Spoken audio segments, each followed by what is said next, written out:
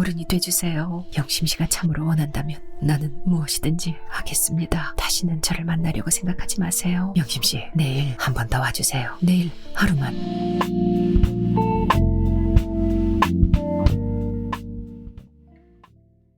밀회.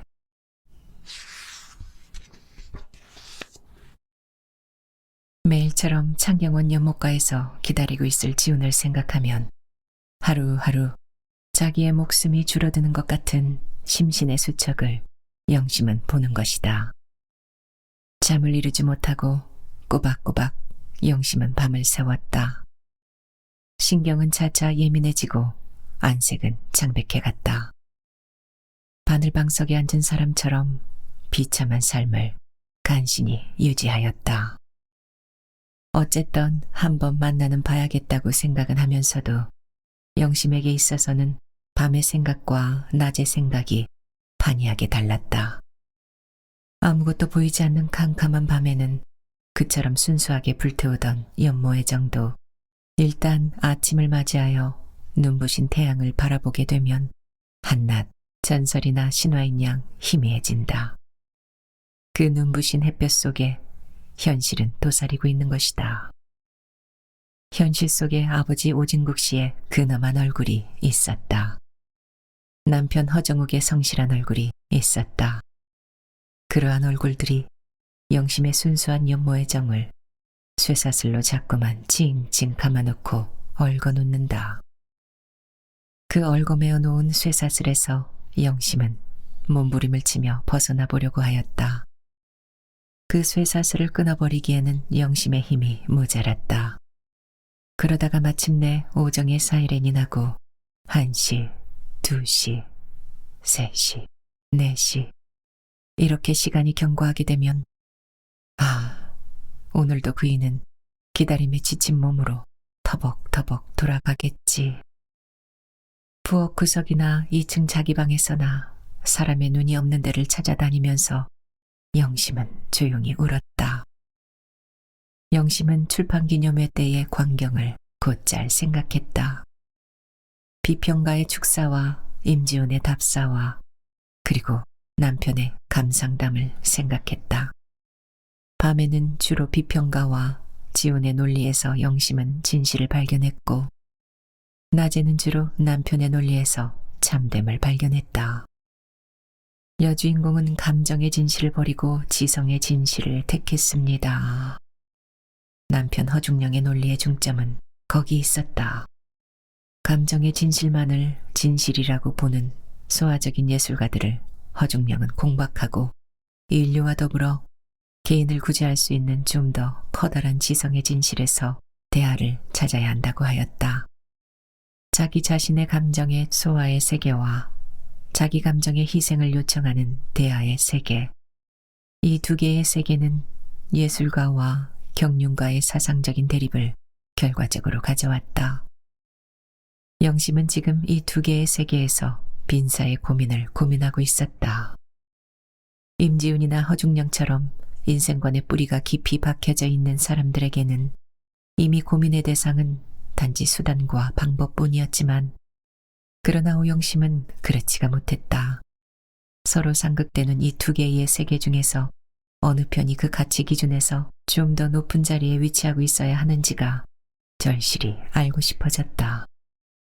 죽는다는 것은 그리 힘든 일이 아니지요. 지나간 날 장경원에서 지훈이와 헤어질 때 한 영심의 말이었다. 그리고 오늘 이 경우에 있어서 자기 감정에 충실할 수 있다는 것은 영심에게 있어서는 오히려 용이한 일이었다. 거기에는 실로 감미롭고도 강렬한 매력이 있기 때문이다. 그러나 죽는 것보다도 더 힘든 일. 거기에 허중령의 세계가 있었고 허중령의 세계의 발판이 되어 있는 인류 30억의 대중의 지지를 받고 있는 이상향이 있는 것이다. 그이를 만나자. 영심은 시계를 들여다보며 옷을 갈아입었다. 이것은 오영심의 낮의 생각이었다. 영심의 밤의 생각은 순전히 지훈이가 그리워서 만나보고 싶어 했을 따름이었지만 그것은 출판기념회가 있은지 나흘째 잡히는 어떤 눈 내리는 날의 일이었다. 허중령은 오늘도 국방부에 나가고 없었다. 아버지와 할머니에게는 거리에 좀 나갔다가 오겠다는 말을 남겨놓고 영심은 눈 오는 경학원 마당으로 나섰다. 영심은 다소 마음의 용기를 얻고 있었다. 이때까지는 지훈이가 하도 보고 싶어서 지훈과 만날 생각만 해도 그것은 불순한 미래와 같아 세상이 갑자기 좁아지면서 아버지와 남편의 얼굴이 휘익하고 영심의 눈앞에 확대되어 오곤 하였다. 그리고 그러한 연정만 가지고 만난다는 것은 자기들 세 사람의 운명에 관해 최후의 못질을 하는 것 같아서 무섭다기보다도 그만한 마음의 준비가 결정적으로 장만되어야만 했었다. 그러나 오늘 이처럼 지훈을 만나러 나서는 행동의 추진력은 소위 불순한 미래를 위한 데 있는 것이 아니고 인생관의 피력에 있다는 마음의 발판을 영심은 얻고 있는 것이다. 나는 그이가 보고 싶어서 가는 것이 아니야. 내 생각을 말하러 가는 거야. 영심은 마음속으로 그 한마디를 자꾸만 되풀이하며 걸었다. 전찻길에 나설 때까지는 실로 수십 번이나 되풀이하여 본 영심이었다. 되풀이가 너무 지나치다. 영심은 후딱 자기 마음속의 비밀이 탄로난 것처럼 얼굴을 붉혔다. 아니야, 절대로 미래는 아니야. 어쨌든 자기는 지훈을 만나러 가는 뚜렷한 이유가 있는 것이라고 영심은 획획 두어 번 머리를 흔들었다. 흔드는 퍼머에서 쌓였던 눈이 사방으로 흩어졌다. 스케이트합니다. 창경원 밖 기둥에 먹글씨가 붙어있는 것을 보고야 비로소 자기가 꿈길에서만 생각하던 대담한 행동을 취하고 있었다는 자각이 명백히 왔다. 표를 사는데 정오의 사이렌이 뚜 하고 불었다. 눈을 털면서 영심은 안으로 들어섰다. 중학생 서너 명이 스케이트를 타고 영심이 앞을 우쭐대며 걸어가고 있었다. 두 치는 넉넉히 쌓인 눈길을 영심은 연못을 향하여 조용히 걸어 들어갔다. 죄의식을 분명히 느꼈으나 얼마 전처럼 그것을 중대히 취급하기를 영심은 거부했다. 용건이 있어서 찾아온 자기였기에. 바람은 없다. 소복소복 내리는 눈밭 속에서 학생들은 까마귀 떼처럼 미친 짓을 하고 있었다. 벚나무 밑 벤치는 비어 있었다. 그리고 걸어가는 한참 동안 두리번거렸으나 지훈은 보이지 않았다. 목가에 우두커니 서서 또 한참 기다리고 있었는데 영심씨. 등 뒤에서 지훈이가 나타났다. 지금 막 들어오는 길이었다. 와주셔서 감사합니다. 어린애처럼 지훈은 기뻐했다. 모자는 없이 외투 깃을 지훈은 세우고 있었다. 여러 날 기다리셨지요? 그처럼 창백하던 영심의 얼굴이 확 붉어지며 시선이 툭 떨어졌다. 네, 그렇지만 언젠가 한 번은 꼭 와주실 줄로 믿고. 저 어디 좀 앉으실 데가 있으면 좋겠는데요. 겨울철이라서 원내의 매점은 모두 폐쇄되어 있었다. 괜찮아요. 눈이 와서 오히려 좋아요. 눈을 좋아하는 마음은 지훈에게도 있었다. 그럼 저리 좀 걸어 보실까요?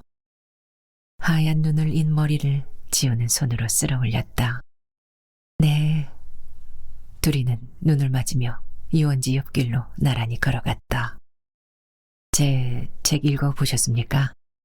네. 그리고는 뚝 대화가 끊어진 채 식물원을 바라보며 묵묵히 둘이는 걸어갔다. 하늘과 땅은 뭉그러져 있었다. 소녀 시절에 본 어느 북구의 그림 엽서를 영심은 문득 생각했다. 그 옆에서도 하얗게 눈을 이고 걸어가는 젊은 농부 부부가 있었다. 상하이, 주렴. 그런 표현 하나가 영심에게 왔다. 그 겹겹이 쌓인 흰 구슬발을 헤치며 둘이는 말없이 걸었다. 영심은 지훈을 쳐다보았다. 지훈도 영심을 바라보았다. 줄기를 이룬 눈송이가 얼굴에 내려앉기가 바쁘게 녹아버린다. 지우는 웃었다. 영심도 따라서 조용히 웃었다. 조화를 이룬 두 개의 감정이 그 조용한 웃음 속에서 완전히 용해되고 있었다. 온갖 질곡과 기반을 망각한 순간이 두 사람에게 온 것이다.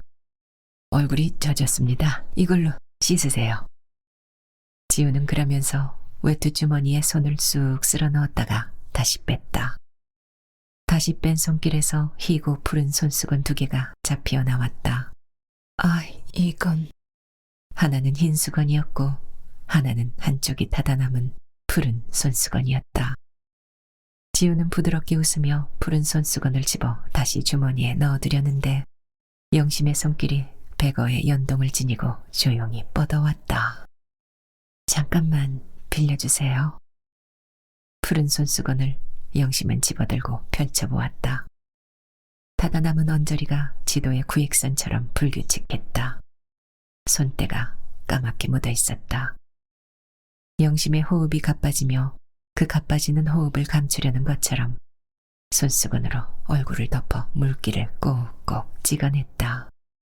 제가 빨아다 드렸으면 좋겠지만 그러나 그러려면 다시 만나야 할 것이 무서워서 영심은 손수건을 접어서 도로 내주었다.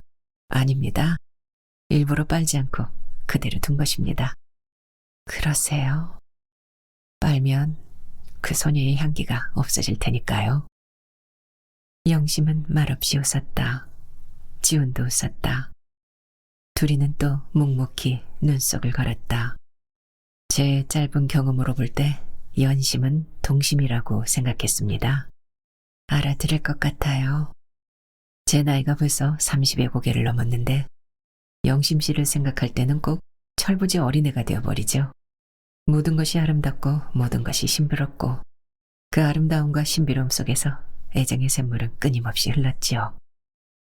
자기가 할 말을 지훈이가 대변해주고 있는 것이라고 영심은 그저 표현을 잃은 절실한 동감 속에서 우수수 몸소리만 치고 있었다.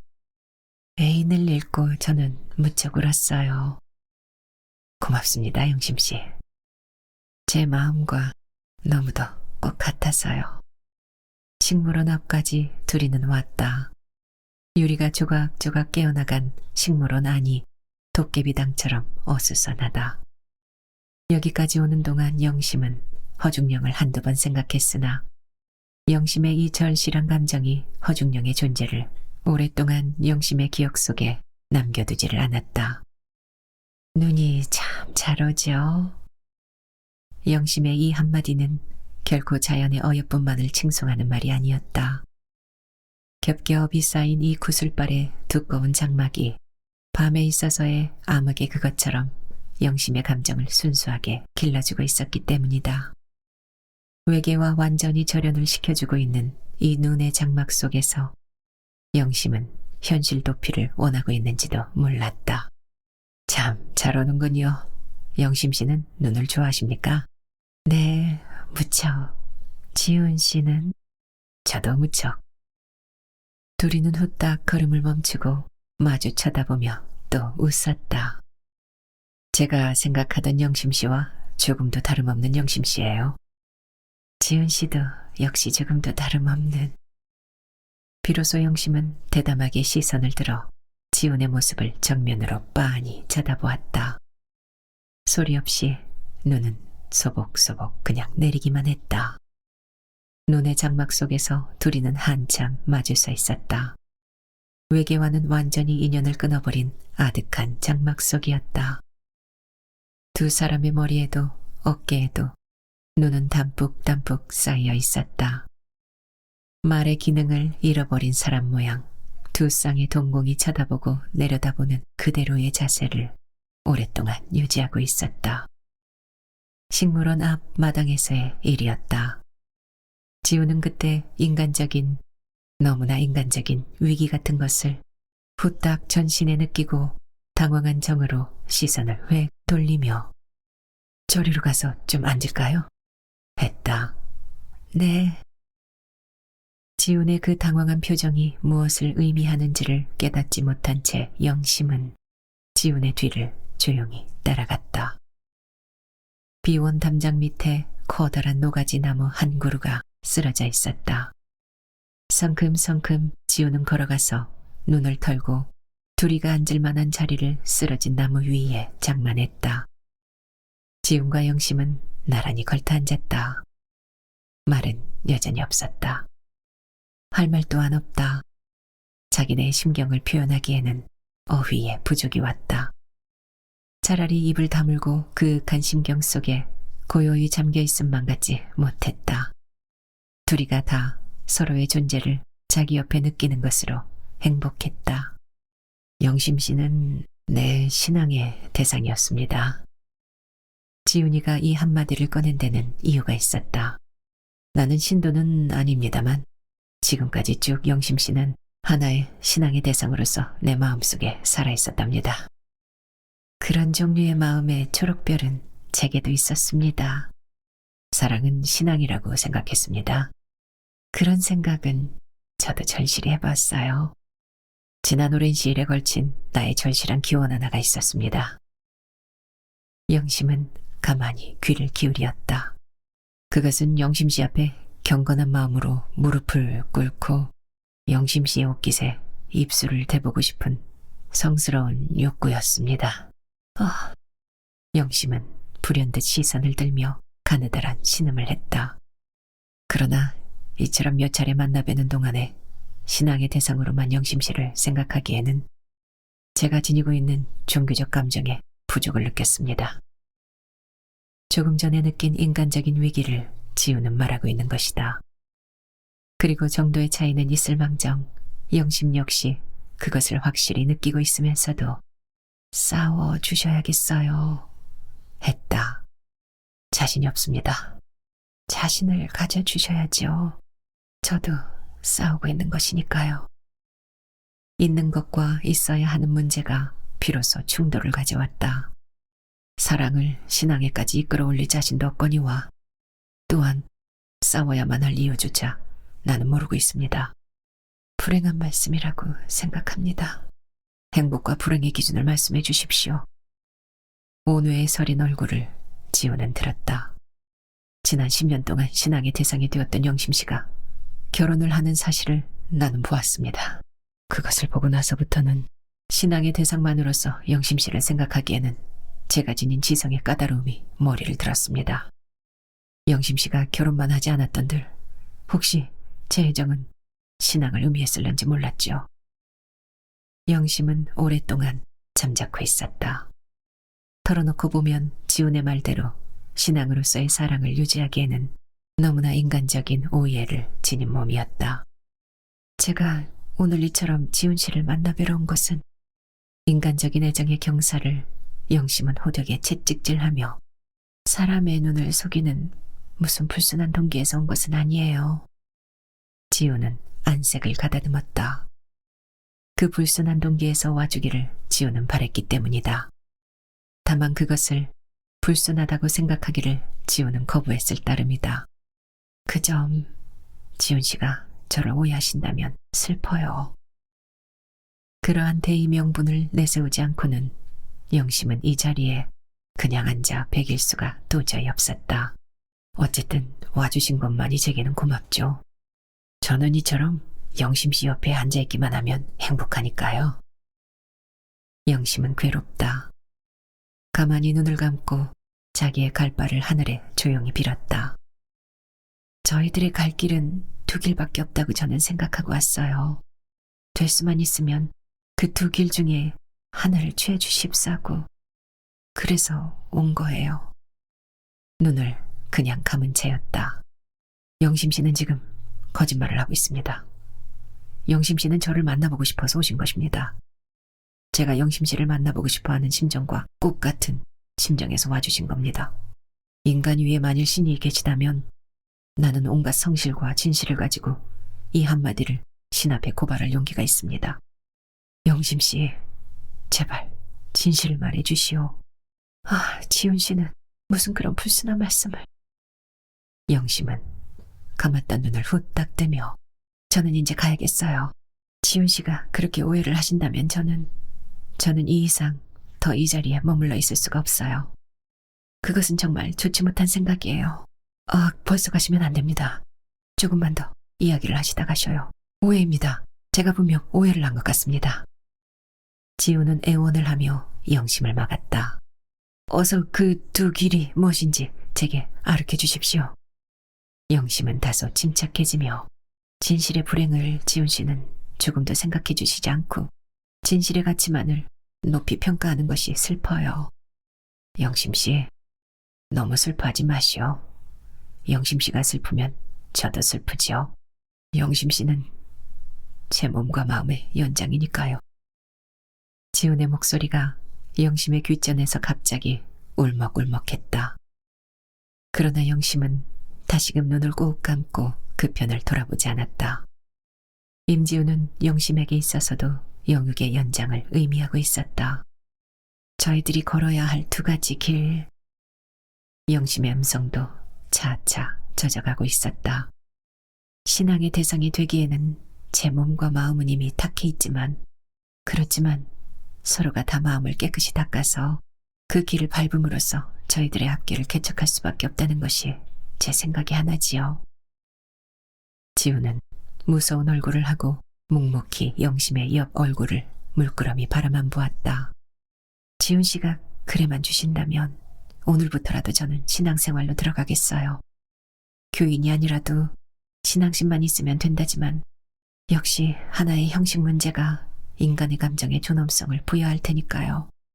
본질적으로는 그러한 형식이 필요 없겠지만 형식의 속박을 필요로 해야만 하는 영심 씨의 신앙심을 나는 대단히 위태롭다고 보죠. 관념적으로는 사랑의 신앙을 말하고 있지만 그러나 그러한 속박 없이는 영심 씨의 감정을 유지해 나가지 못한다는 증거니까요. 그것은 동시에 영심 씨에 대한 제 감정을 거기까지 이끌어갈 자신이 없다는 제 말을 그대로 승인하는 증거이기도 하죠.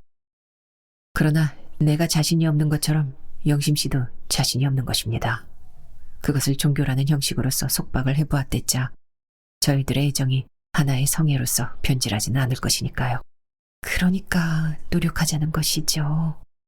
처음에는 저희들의 감정이 갑자기 변질하지는 못하겠지만 오랜 시일을 두고 반복되는 엄숙한 형식은 인간 심리에 신비로운 감정을 줄 것만 같아요.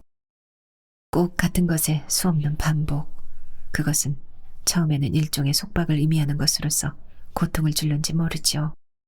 그렇지만 이윽고 그것이 고통으로서 느껴지지 않고 즐거움으로써 받아들일 수 있는 경지에 도달할 것만 같아요. 그리고 그 즐거움의 경지는 꼭 같은 것의 수없는 반복에서 생긴 선물이라고 생각하죠. 형식이 없는 신앙심도 물론 있을 수는 있지만 그것은 결국 부동적인 인간성의 약점을 드러낼 거라고, 그래서 역시 형식이 필요하다고.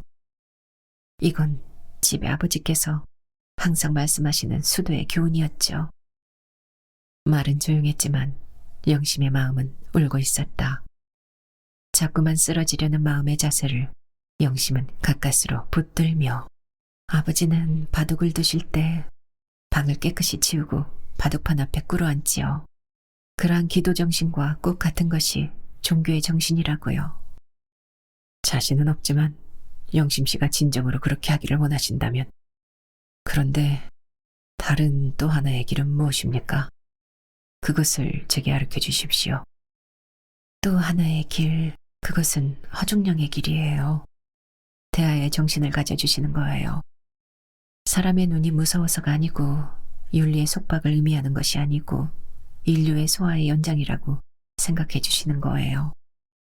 지금까지 영심은 그 누구와 더불어 인생을 말하고 이상을 말하고 문학을 말하고 진실을 말해본 경험이 통없었다. 허중령도 그렇고 유민호도 그렇고 영심의 세계와는 동떨어져 있기 때문이었다. 있다면 오직 한 분 아버지가 계셨지만 아버지의 인생 철학은 이미 굳을 대로 굳어져 있기 때문에 영심의 그것처럼 탄력성을 지니고 있지 못했다. 진실보다도 대의명분에서 아버지는 사셨다. 그러한 영심이가 오늘 비로소 이야기의 상대자를 발견한 것이다. 그것만으로도 오영심의 생활 내용은 풍부해진 셈이었다. 그렇건만 영심은 무한히 슬프고 안타깝고 괴롭기만 하다. 이야기의 상대자로서 임지훈을 발견한 것은 천행에 가까운 일이기는 하지만 하고 싶은 이야기를 다 하지 못하고 이야기를 골라가면서 해야만 하는 오늘의 운명이 그지없이 슬퍼지는 것이다. 개체는 죽어 없어지지만 인류는 영원히 살아있죠. 다른 사람 속에서 자기를 발견하는 사고방법을 가져주셔야겠어요. 모든 생활체에는 개체의 보존과 종족의 보존을 사명으로 하는 두 개의 욕망이 있다고요. 개체는 멸해도 종족은 보존되죠. 이러한 생물학적인 사고방법을 우리는 철학적인 의미에서 가져야겠어요. 이 세상에서 가장 위대한 사랑은 대하를 위하여 소하를 희생하는 정신이래야만 할 거예요. 그리스도의 사랑을 생각해 주세요. 석가모니의 사랑을 생각해 주세요. 잔다르크의 사랑을 생각해 주세요. 헤엄도 칠 줄 모르는 어머니가 아들을 구하려고 물로 뛰어들어가는 사랑을 생각해 주세요. 민족을 위하고 국가를 위하여 피를 흘리는 병사들의 사랑을 생각해 주세요. 영심은 울고 있었다. 자기 이외에 그 누구를 위해서 희생하는 사랑이야말로 참되고 위대한 사랑이지요. 지훈 씨가 만일 저를 참되게 생각해 주신다면 지훈 씨가 소아를 버려주세요. 그것은 결코 속된 도덕률의 지배가 아니고 자아 확장을 의미하는 인격 완성의 길이라고. 이것은 임 교수의 철학적 이론이랍니다. 영심은 손수건으로 눈물을 씻었다. 지훈도 울고 있었다. 신앙을 말하고 대화를 논하여 두 사람의 운명을 개척해보려는 영심의 그 극심한 노력이 지훈은 눈물겨워 견딜 수가 없었다. 영심 씨의 이야기는 잘 알았습니다. 실은 나 역시 그것을 곰곰이 생각해 보았지요. 두 분의 행복을 고요히 빌면서 살아나갈 수 있는 삶을 살아보려고 무한히 노력했습니다. 그렇지만 내 인격이 모자라서 그런지는 모르지만 아무리 그래 보려고 애를 써도 되지가 않는 걸 어떡합니까? 자꾸만 영심 씨 옆에 있고 싶고 자꾸만 영심 씨와 이야기하고 싶고 영심 씨가 내 우주고 영심 씨가 내 생명이고 영심 씨 손가락에서 피가 흐르면 내 손가락이 아플 것만 같아요. 아... 영심은 두 손으로 얼굴을 다 가리우며 제가 할 말을 지훈 씨는 혼자서만 자꾸 하시는 것이 슬퍼요. 나이는 제가 분명 아래인데 제 입으로 어른다운 이야기만 해야 하는 것이 슬퍼요, 지훈 씨. 얼굴을 들고 영심은 지훈을 쳐다보았다. 지훈 씨도 어른이 되어주세요. 저도 이처럼 어른이 되었는데. 되지요, 돼요. 영심 씨가 되려면 무엇인들 못 되겠어요. 어른도 되고 베드로도 되고 석가모니도 되고 공자님도 되지요. 되지요. 지훈은 돌연 영심의 손길 하나를 부여잡고 머리를 푹 수그리며 손등에 이마를 가만히 갖다 댔다. 눈물이 철철 손등을 적시었다. 아, 지훈 씨는... 영심은 가느다랗게 외치며 남은 한 손으로 자기 얼굴을 다 가리워버렸다. 그 해군의 소녀만 만나면 그 발 밑에 경건한 마음으로 꿇어앉아서 그 성스러운 옷깃에 입술을 대보겠다던 지훈의 절실하던 기원이 마침내 이루어진 것이다. 꿇어앉는 대신에 나란히 걸터앉았고 옷깃 대신에 손길을 붙잡았고 입술 대신에 이마를 가만히 손등에 갖다 댔다. 그리고는 울었다. 영심 씨는 제게 있어서 성녀 마리아였습니다.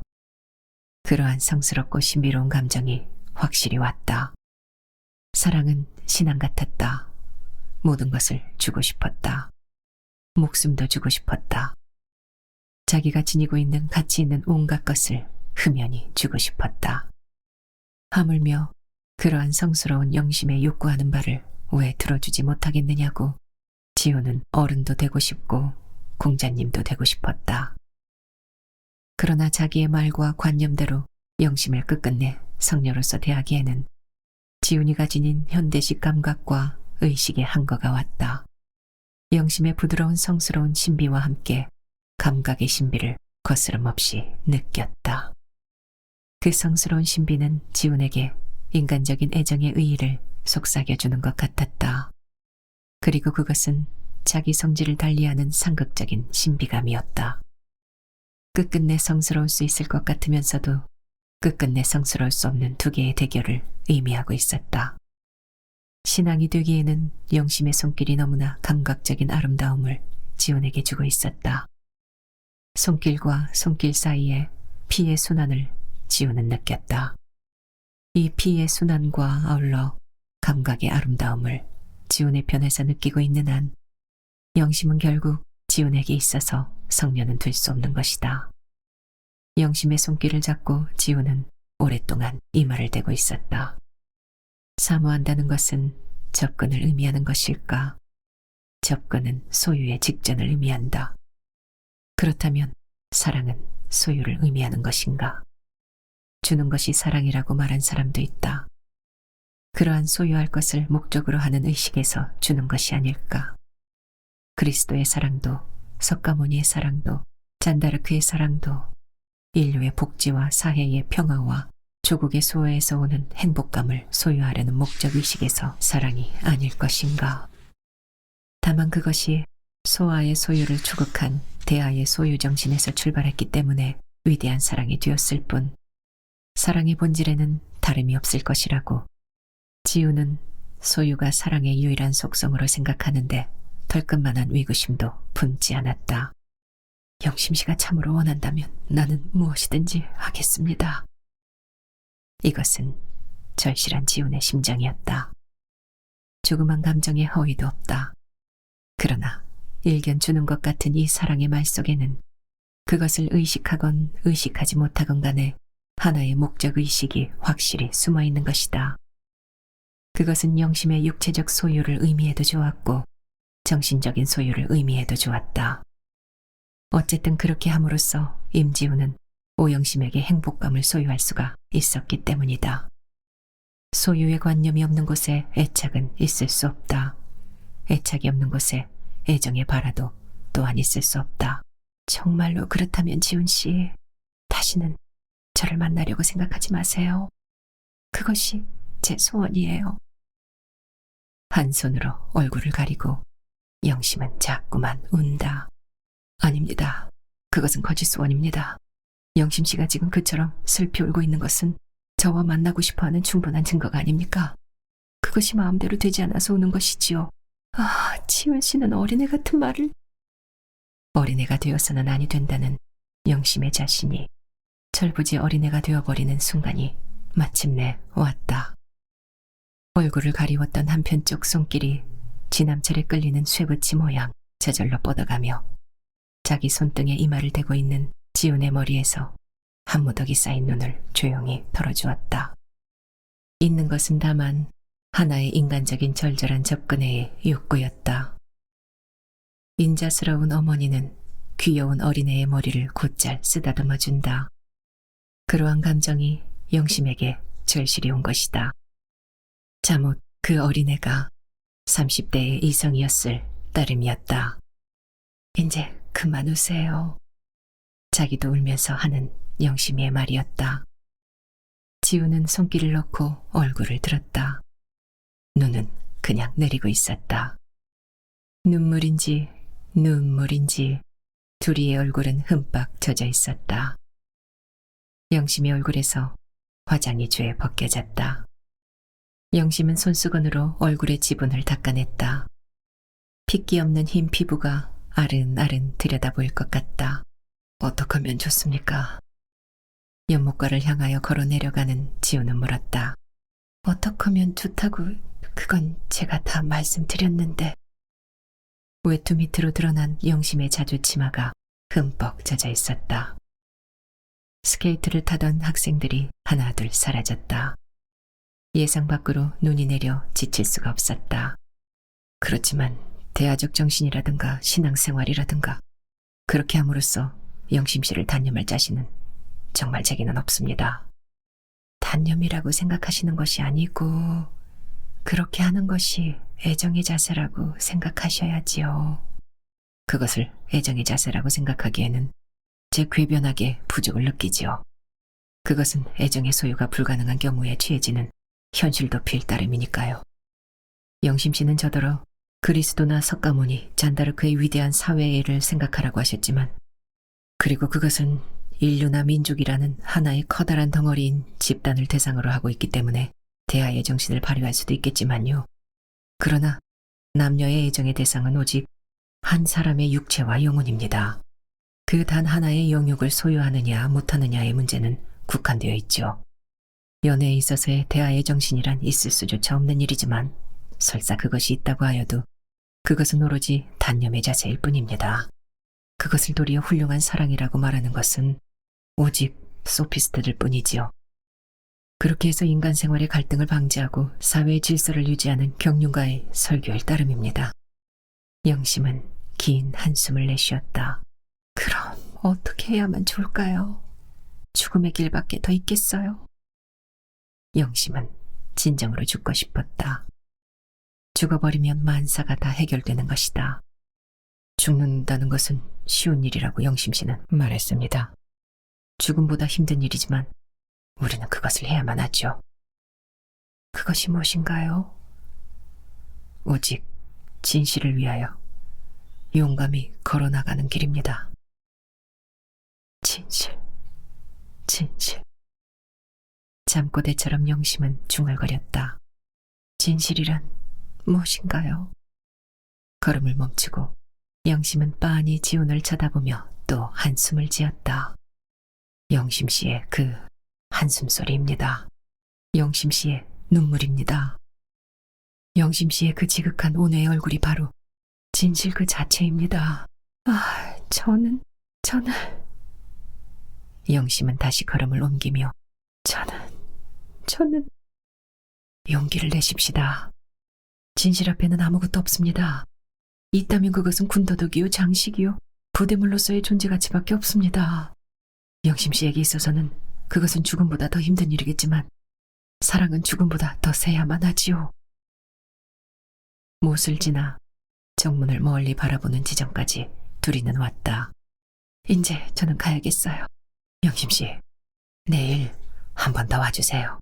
안 되겠어요. 오늘과 똑같은 이야기에 되풀이겠지요. 그 똑같은 이야기를 되풀이하는 것만도 저는 행복합니다. 내일 하루만, 그리고 영영 만나지 않겠어요. 내일이 되면 또 내일이 오지요. 아닙니다. 신명기 맹세를 하겠습니다. 내일 하루만. 오늘 저는 열심히 돌을 닦고 수양을 쌓아가지고 오겠습니다. 그래서 영심 씨가 되라는 성인군자가 되어가지고 오겠습니다.